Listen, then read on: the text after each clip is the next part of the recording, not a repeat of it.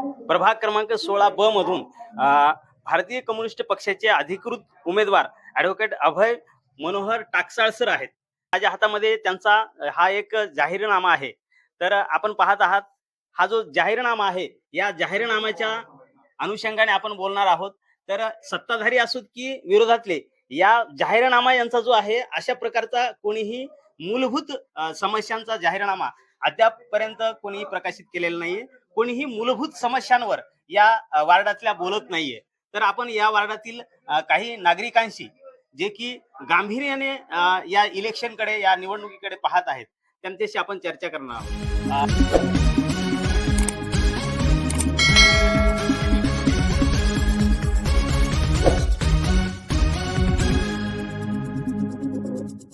आपण काय सांगाल? सर, मेरा नाम है इरफान बागवान। मैं कई सालों से देखते आ रहा हूँ कि हाथगाड़ी वालों के वजह से गरीबों के जो हाथगाड़ी रोड पर लगाते, तो इनके बारे में अगर कभी देखा जाए तो सबसे ज्यादा देखते हैं तो अभय टाकसाल सर ही देखते हैं। अगर कभी कोई गरीबों को परेशानी आती है, हाथगाड़िया वालों को बोलो या रिक्शा वालों को बोलो या कोई टेनिस लाइन पाइपलाइन के वजह से अगर कभी कोई समस्या अगर कभी आती थी तो हम अभय टाकसाल सर के पास में ही आते थे और अभय सर टाकसाल को ही बोलते थे कि सर हमारा ये मसला है, ये कार्यक्रम है, ये ऐसा है, वो वैसा है, जो भी है हम अभय टाकसाल सर को बोलते थे। तो अभय टाकसाल सर हमारा तुरंत एक्शन लेकर महानगर पालिका के सामने धरना करते थे, हाथगाड़ियां जमा करते थे, हाथगाड़िया वालों को जमा करते थे और हमारा मैटर सॉल्व करके देते थे। आप कितने साल से रहते हैं वहाँ? हम यहाँ पर कम से कम 20 साल हो गए अभी तक हमारे को यहाँ रहने को। लेकिन जब से हमने अभय टाकसाल सर का साथ दिया और अभय सर ने हमारा साथ दिया, तो हमको कोई तकलीफ नहीं होती थी हाथगाड़ा लगाने के लिए और कोई परेशानी नहीं होती थी। और कभी कोई परेशानी होती भी थी, कोई कॉर्पोरेटर, कोई नगर सेवक हमारा साथ नहीं देता था, तो हम अभय टाकसाल सर को बोलते थे कि सर हमारा ऐसा ऐसा मसला है, हाथगाड़ा को रोड पर नहीं लगाने दे रहे।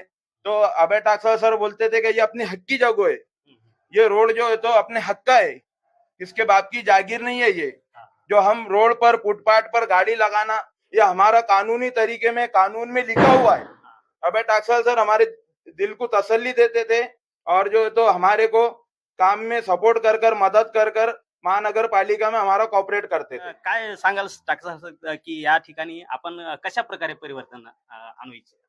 मुळातच भारतीय कम्युनिस्ट पक्षातर्फे विळाकनिस या निशाणीवर मी ही जी निवडणूक लढवतोय, की मी लोकांची कामं करण्यासाठीच ही निवडणूक लढवतोय। माझा जाहीरनामा आपण वाचला असेल, यामध्ये पिण्याच्या पाण्यापासून ड्रेनेज लाईन, शाळा, आरोग्य केंद्र, मोहल्ला क्लिनिक, त्यानंतर ट्रॅफिक जॅमचा विषय असेल, पथविक्रेत्यांचा विषय असेल, रिक्षावाल्यांचा विषय असेल, महिलांच्या सुरक्षेचा विषय असेल, या सर्व विषयांवर त्या ठिकाणी आम्ही काही जाहीरनाम्यामध्ये काही संकल्प केलेला आहे। आणि मला महानगरपालिकेचे विषय काही नवीन नाहीयेत। खरं तर मी एक नागरिक म्हणून देखील उद्विग्न आहे की महानगरपालिका नुसती टॅक्स घेते आणि त्या बदल्यात काहीच सेवा देत नाही। आणि त्यामुळं साधं पाण्याचं जर आपण उदाहरण घेतलं तर पाण्यासाठी आपल्या खिशातून 4 प्रकारचे पेमेंट होतात। एक आपण पाणीपट्टी देतो वर्षभराची, पण वर्षभर पाणी भेटत नाही। मग आपण पाणी आपल्याला ते देत नाहीत म्हणून आपण जार विकत घेतो, परत दुसरं पेमेंट, परत आपण बिस्लरीच्या बाटल्या विकत घेतो बाहेर गेल्यानंतर, परत तिसरं पेमेंट, परत आपल्याला जे ते कमी पडलं म्हणून आपण उन्हाळ्यामध्ये टँकर मागवतो, परत चौथं पेमेंट। म्हणजे एका गोष्टीसाठी आपण 4 पेमेंट करतोय आणि आपली आमदनी तेवढी आहे का, हा माझा मूलभूत प्रश्न आहे। त्याचबरोबर साधं ट्रॅफिक जामचा प्रश्न असेल तर ट्रॅफिक जामचं खापर आमच्या हातगाडीवाल्यावर कसे फोडतात? म्हणजे एक सर्वसामान्य जे हातगाडीवाले आहेत, ज्यांचं हातावर पोट आहे, अशा लोकांना या ठिकाणी तुमच्या वार्डामध्ये त्रास आहे जी, प्रशासनाचा असेल किंवा इतर बाबींचा, त्या विरुद्ध तुम्ही लढणार आहात। अजून काय सांगाल? मुळातच आता शहरामध्ये काम करणाऱ्या महिला आहेत आणि त्या घरातून सकाळपासून निघतात, संध्याकाळी रात्री उशिरा परत येतात। त्या काम करणाऱ्या महिलांना जर कुठे बाजारात कुठे इकडे तिकडे कामासाठी गेल्यानंतर त्यांना प्रसाधनगृह आहेत का? नाही, अहो, पुरुषांना आहेत का? आणि हे नसल्यामुळं ते कमी पाणी पितात, त्यांच्या आरोग्याचे प्रश्न निर्माण होतात। ह्या साध्या साध्या गोष्टी तो अजून साध्या गोष्टी अशा की आज मी आमच्या प्रभागामध्ये आमच्या ठिकठिकाणी सिमेंट रोड आहेत, छान आहेत सिमेंट रोड, आणि त्याच्या खालची ड्रेनेज लाईन जी आहे ती निकृष्ट दर्जाची आहे. ड्रेनेजचं पाणी पिण्याच्या पाण्यात येतं. सिमेंट रोड छान आहे. हा फार गंभीर प्रश्न आहे. आणि म्हणून हे सगळं टक्केवारीचं गणित आहे. अच्छा. या टक्केवारीमुळं जेव्हा काम सुरू होतं त्याच्यामधलं सिमेंटच गायब, हम्म, हम्म. कामातला सिमेंटच गायब, नुसतं रेतीच. आणि मग अशा कामामुळं निकृष्ट दर्जाची कामे होतात आणि त्यामुळं ड्रेनेज लवकर खराब होतात आणि वरचा सिमेंट रोड चांगला आहे.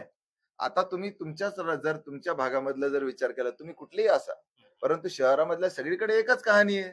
सिमेंट रोड अगोदर होतो, मग ड्रेनेज लाईन खराब आहे असं आपल्या लक्षात येतं, मग ड्रिलिंग मशीन आणा, ड्रिलिंग मशीनने तेवढं फोडा आणि ते फार वाईट दिसतं. त्याच्यापेक्षा तो सिमेंट रोड नसता तर बरं झाला असतं असं म्हणायची पाळी येते. बरं, हा पैसा कोणाचा आहे?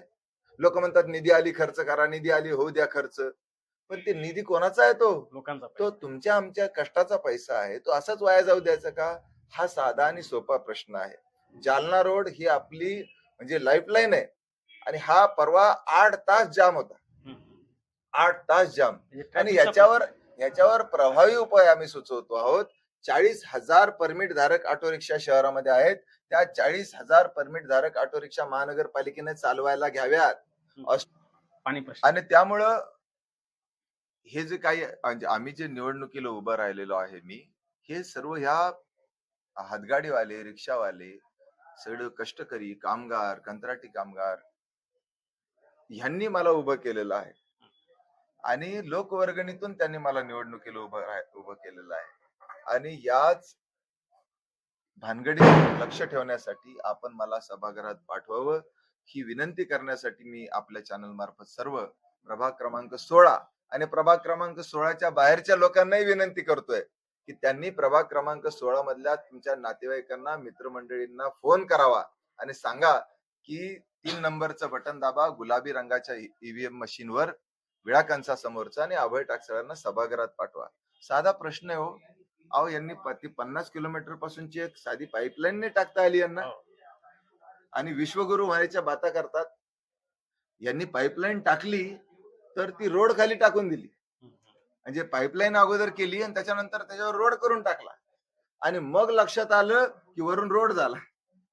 म्हणजे जर आता आपल्याला पाईपलाईन फुटणं काही आपल्याला नवीन नाही राहिलं. ही पाईपलाईन फुटली की जवळपास 10-20 फूट उंच त्या गाड्या उडतील. म्हणजे जीवही धोक्यात घातला आणि पैसे वाया घातले, असं यांचं काम आहे. आणि असं यांचं काम असताना कालच विरोधी पक्षनेते अंबादास दानवे म्हणाले की अजून वर्षभर ही लाईन पूर्ण होईल का नाही याचा काही नेम नाही, सगळे खोटं बोलतायत. मग असं जर असेल तर त्या ठिकाणी काय खरंय हे शोधून काढायला माझ्यासारखा कार्यकर्ता पाठवा, ही विनंती आहे माझी.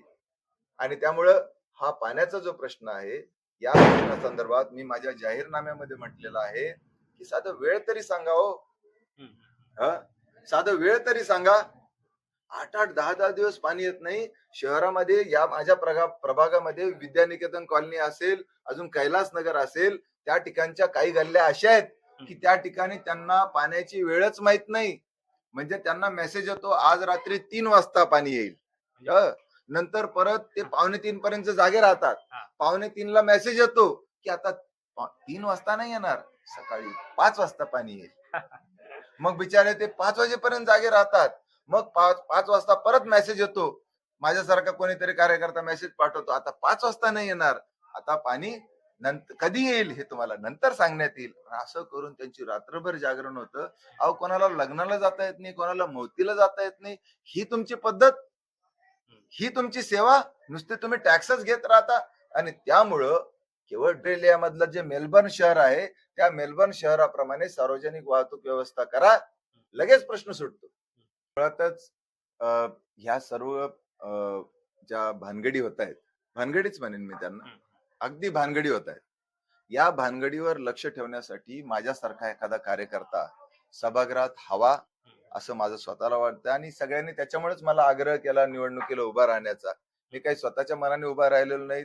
अगदी लोकवर्गणीतून ह्या सगळ्या हातगाडीवाल्यांनी, रिक्षावाल्यांनी 5 रुपयापासून तर 10 रुपयापासून 500-1000 रुपये पर्यंत पैसे वर्गणी करून मला निवडून दिलेला आहे. या सर्व भानगडींवर लक्ष ठेवण्यासाठी मला तिथं पाठवा. अवल ताशे वाजवत, गाड्या मोटर गाडीचे हॉर्न वाजवत, झेंडे नाचवत कोणी मत मागत असेल तर ते तुमचे हे प्रश्न सोडवणार नाही. कोणी जातीच्या नावाने धर्माच्या नावाने मत मागत असेल ना तर हे तुमचे प्रश्न सुटणार नाहीत. आणि आम्हाला माहिती आहे लोकांची काही अडचणी आहेत आणि त्या अडचणी सोडवण्यासाठी आम्ही मुद्दामच 4ही उमेदवार आम्ही उभे केलेले नाहीत. आता 4 नगरसेवक द्यायचे तुम्हाला. आम्ही काही पॅनल दिलेलं नाही. आम्ही प्रभाग क्रमांक 16 मध्ये एकच उमेदवार दिलेला आहे. जिथं आम्ही थोडंसं अधिक मजबूत आहोत तिथं आम्ही 2 जागा दिलेल्या आहेत. प्रभाग क्रमांक 2 मध्ये आम्ही थोडं अधिक मजबूत आहोत त्यामुळे तिथं आम्ही 2 उमेदवार दिलेले आहेत. पण प्रभाग क्रमांक 16 मध्ये सर्व सहकाऱ्यांनी असं ठरवलं की माझं तिथं पोहोचणं आवश्यक असल्यामुळं त्या ठिकाणी एकच आपण सीट लढवूयात. आणि म्हणून सर्व प्रभाग क्रमांक 16 मधील सर्व नागरिकांना माझी नम्रतेची विनंती आहे की 3 मतं तुम्ही कोणालाही द्या. अ चं मत कोणालाही द्या, क चं मत कोणालाही द्या, ड चं मत कोणालाही द्या. फक्त ब चं जे मत आहे, ओबीसी जागेवरचं जे मत आहे ते गुलाबी रंगाच्या ईव्हीएम वरचं फक्त 3 नंबरचं बटन दाबून वेळाकनिस जिथं माझा फोटो पण असेल, म्हणजे एखाद्याला समजा काहींना लक्षात येत नसेल तर त्या ठिकाणी माझा फोटोही असेल आणि माझं चिन्ह विळाकनिसही असेल. आणि त्यामुळं जर आपल्या शहराचा प्रश्न एका वेगळ्या पद्धतीनं प्रचलित जी पद्धत आहे त्यानं नाही, कारण ही सगळी पक्ष जे आहेत ना त्यांचे पक्ष जेव्हा म्हणतील त्यांना हात वर करा ते हात वर करणार आहेत. त्यांच्या सरकारला अडचणीत आणणारे लोकांचे प्रश्न ते त्या ठिकाणी मांडणार नाहीयेत, ते मी मांडे. आणि मी आपल्याला सर्वांना शब्द देतोय आपल्या चॅनल मार्फत की जेव्हा कुठली विषय पत्रिका महानगरपालिकेत येईल त्या विषय पत्रिकेवर काय भूमिका मांडायची हे मी लोकांना विचारूनच ठरवेल. वार्ड सभा घेईल हे देखील मी आश्वासन देतो. मग तुम्हाला जर असं पारदर्शक काम हवं असेल तर निश्चितच मला मत करा.